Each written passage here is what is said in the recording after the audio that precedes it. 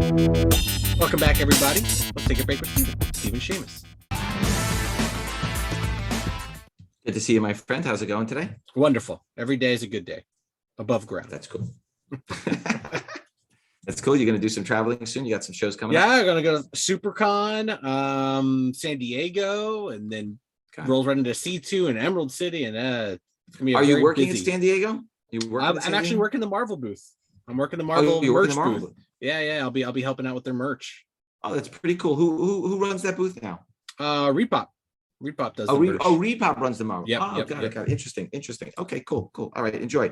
All right, so what do we got on tap this week, Alex? We're going to do cartoons plus something that has nothing to do with animation. So we're going to talk Ewoks. We're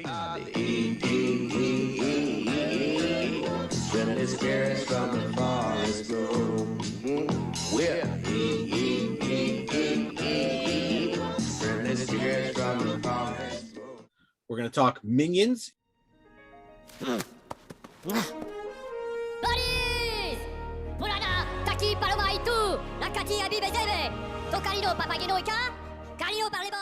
You're probably one of your favorite movie franchises. Oh my God, I love Minions. I knew it. Dexter's Laboratory.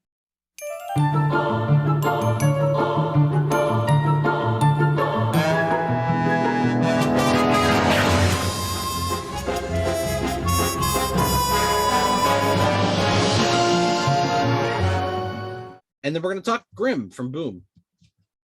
Yeah. So, a good mix of stuff. I mean, obviously all the stuff is either in the news or related to the news and what's going on. Some of the stuff is really kicking up. I think we've seen the big nostalgia boom. Again, like I said last week, is we're always looking for stuff that's sort of creeping. We notice stuff creeping. Obviously the Minions are in a new film. Again, the legs on that series are unbelievable. I have to tell you, the Minions are awesome. I just think I love the Despicable Me movies. Steve Carell is very, very funny. Every time I'm driving, I drive past Universal Studios here all the time, and there's a giant minion that you can see from the road every time. And those little shorts that they do, the commercials that are, they're just hysterical. They're absolutely hysterical. Yep. I don't know how they did it, but they really pulled off the magic with those guys. Okay. That's it. All right. So what are we starting with today, Alex? Let's talk Star Wars stuff. I love Star Wars. Let's talk Ewoks. I know you do. Yeah, so Ewoks is another one of those nostalgia things where, again, I mean, Obi-Wan Kenobi didn't have any Ewoks in it. Yeah. But again, we're starting to see those nostalgia books creep up. Yeah. Do you want to talk a little bit about the Ewoks? Yeah, I mean, Ewoks, obviously, Star Wars, obviously, Return of the Jedi. I think it's funny, and I think you're seeing it right now with the kind of resurgence of people not actually hating Jar Jar Binks. Like, people were like, oh, Jar Jar Binks, oh, what a stupid character.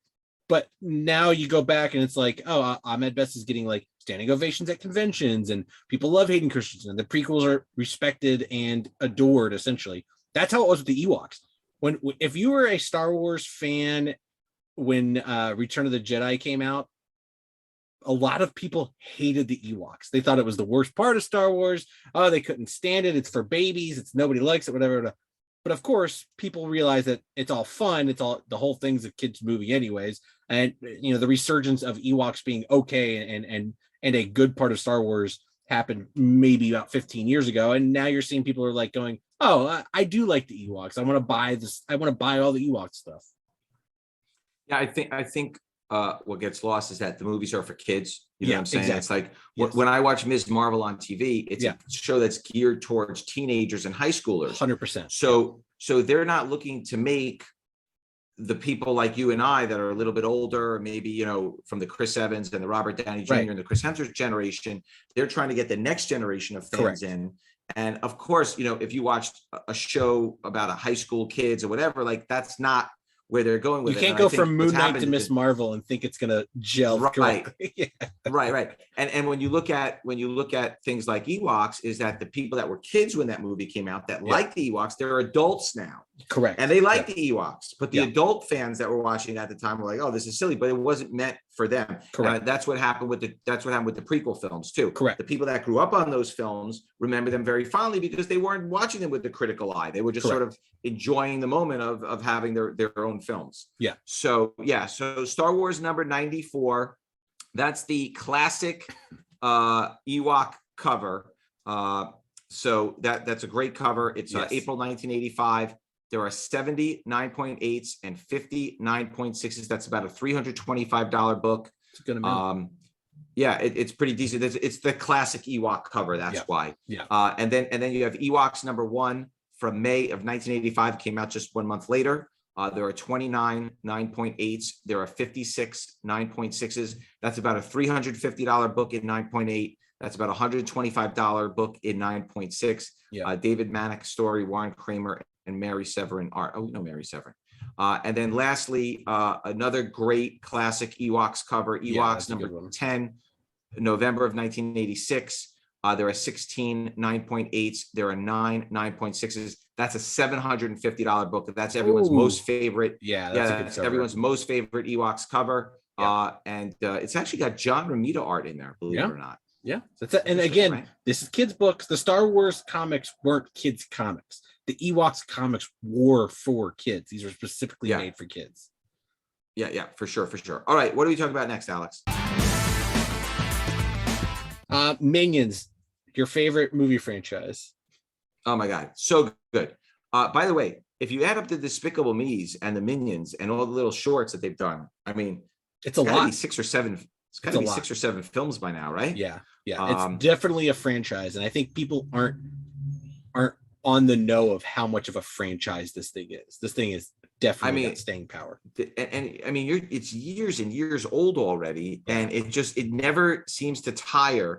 The silliness of it. But yeah, you've got Minions, The Rise of Gru. Then you've got the 3 Despicable Me movies. Plus you've got like Saturday morning Minions and like, all the little shorts that they've done. Shorts, TV movies and stuff like that. Yeah. Yeah. Dark Minions, Mower Minions, Minions Holiday Special, the Minions short. And I don't think they do them very quickly, right? Like, it's not like we're getting a Minions movie every year. They take a while. So like it gives you time to like digest and bring it out and stuff like that.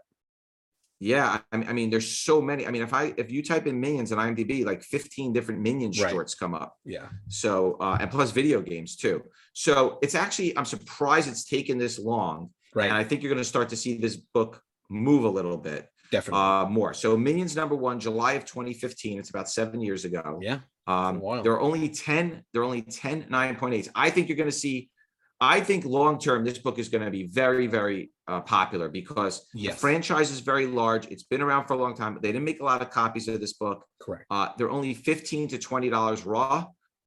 You should be looking at picking up these Minions books for sure. It reminds me of like the SpongeBob's and the Frozen's, all those #1s. Like they're sneaky. Those Disney books, they're not really promoted very well, but there's not a lot out there.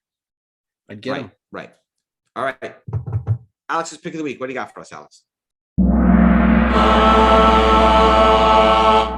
So we're going to talk about Dexter's Laboratory a little bit later. But it kept me thinking. I was like, oh man, Cartoon Network, man. When that first came out, I remember that was one of the first, like, I think TV channels I remember launching that, and maybe like Sci-Fi. I remember them launching, and I was like, oh, Cartoon Network. I used to love Cartoon Network. And then it made me think of like Space Ghost Coast to Coast. I was like, wow, what a groundbreaking, weird thing that they did, which launched all the Adult Swim stuff, which is its own thing, and like so much money behind a silly little show. And I was like, oh, did they make action figures? And of course I started looking up all the merchandise for Space Ghost Coast to Coast.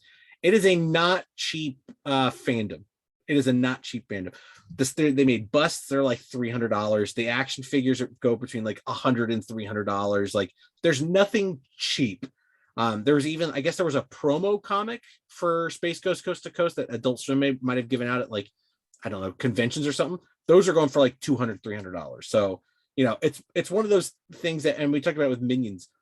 If you have a fandom, if there's something that you like and you're a collector, you should start getting that stuff right away. Because once the stuff comes out and goes out of circulation, you'll never find it again. Right.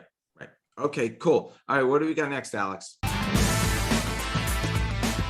Let's not talk about cartoons. Let's talk about Grimm from Boom.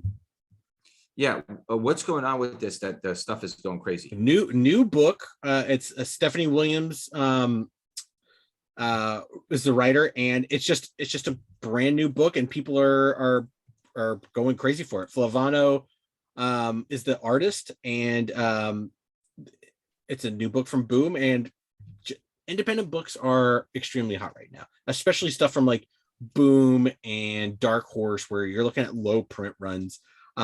It's this book is about kind of it's kind of like a little bit of the afterlife. I mean, it has nothing to do with the TV show Grimm. So if you're thinking it has anything to do with that TV show, that's Grimm with 2 M's. That's correct. Yes. Yeah. So it's about this person who's dead, but she's, kind of figuring out why. And then she's also been tasked as kind of being like a Grim Reaper. So it's you're kind of looking through the lens of someone who has just passed, realizing it, and is becoming a Grim Reaper. Got it. So in any case, these books are really, really picking up steam. Brand new books. Yeah. May of 2022. We talked about that last week. Also. Grimm #1, Flaviano cover A, May of 2022. There's only 8 9.8s. That's about $135 book. Okay. Then there's a foil cover B. It's about a $12 to $15 raw. Then there's a Jenny Frison cover C, $12 to $15 raw. These are all very low pops, so I'm not going to bother going through them all. Then there's the Jenny Frison 1 in 25 foil cover D, $20 raw. Then there's the Mike Del Mundo 1 in 50 cover E. That's about a $50 plus raw. Oof. Then there's the Jay Lee and June Chung cover F. Love Jay Lee. That's a $15 raw book. Then there's the Jay Lee and June Chung 1 in 75 sketch cover G, $100 raw. Then there's the Jenny Frison 1 in 100 cover H. Those are about $450 at 9.8. There's only 2 on the census right now, but I suspect there's more. It just hasn't caught up yet. Those are $175 to $200 raw, Alex. Wow. Okay. Then our favorite cover I, Dave Johnson, 1 per store. Yep. We love those. About $175 in 9.8. There's 6 of those. And then Breeze Comics and Antihero. Breeze Comics. And then there's another store called Antihero that they did a shared exclusive. Yeah. So Zoo Orzo did the cover. There are 28 9.8s. Those are about $20 raw, $90, 9.8. And then you have the Flaviano second print with a white logo cover. Those are $35 raw. And then the third print with the blue logo are $25 raw. So these books are really, really selling for. Yeah, they're hot. And this is a prime example of a book with a original idea. It's hot. It's got good creators. It's got good art. Buy them because an option is going to happen. Boom Studios is a thing. Like they'll push some good stuff. Got it. Okay, what are we closing with today, Alex? The last cartoon, Dexter's Laboratory. I think that's another nostalgia play, right? 1997. 100%. Yep. All right, talk to us a little bit about Dexter. And is it just nostalgia that's going on with this book? I think it's a little bit of everything. I mean, you got it's an early Cartoon Network original cartoon. It's Jendy Tartakovsky, who did Samurai Jack, created Samurai Jack. Has done Primal, I think, which is on Adult Swim now. So there's big fans. He did the Star Wars Clone Wars, the first Clone Wars cartoon. His art style is very, once you see it, you know it right away. And again, talking about these early Cartoon Network books, I mean, these books, these DC comic books, again, for kids, but it's a lot of first appearances. Cartoon Network Presents had a first appearance of Dexter's Laboratory, Powerpuff Girls, Cow and Chicken, anything that was a cartoon on Cartoon Network original were in these books. I think they had Space Ghost Coast to Coast books in there, and these are all first appearances. Got it. Okay. So let's take a look at Cartoon Network Presents #1 from August of 1997. That was DC Comics publishing this book at the time. 3 9.8s. They sell for about $250, but you can't find them. Obviously, there's only 3 in the pop, but they're $70 raw, Alex. Yeah, $70 raw. Okay. Then Dexter's Laboratory #1 from September of 1999, 2 years later, also DC Comics. Yep. There are only 4 9.8s. Those are $40 to $50 raw. These are hard to find expensive books, Alex. Yep. Based on the TV show Jenny Tartakovsky story with Jenny Tartakovsky.